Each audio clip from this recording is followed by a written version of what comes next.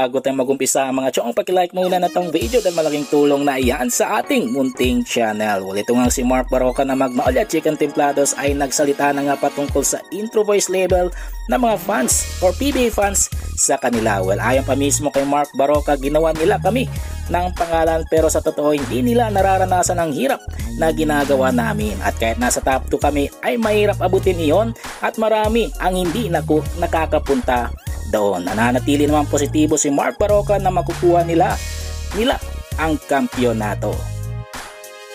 Ibang balita, punta naman tayo sa former SMB import ng San Miguel Beermen na si Benny Boatwright na magiging future naturalist player ng national team na Gilas Pilipinas. Pero maraming fans ang nagtataka kung ano na ang mangyayari dito kay Justin Brownlee. Ayon pa sa latest report, si Justin Brownlee pa rin naman ang priority ng Samahan ng Basketball ng Pilipinas o SBP. Pero syempre ang proseso ng pagiging isang naturalist player ni Benny Boatwright ay upang paganda ng future ng national team dahil syempre bata pa nga ito si Benny Boatwright. Panghuli sa ating balita mga chong, patungkol naman sa veteranong 3-point specialist na San Miguel Beermen na si Marshall Lassiter na nakahanda sa isa pang shot o tawag ng Gilas Pilipinas. Ayon pa kay Marshall Lassiter, may natitirang gas para sa kanya at ang kanyang shooting ay laging andyan. Kaya naman lagi siyang nakahanda sa posibleng call-up ng national team na Gilas Pilipinas. Pero para naman sa mga fans, okay lang naman si Marshall Lassiter, pero sana bigyan ng pagkakataon ang mga magagaling na batang players. Mga chong, nandito na lang ang ating balitang PBA at syempre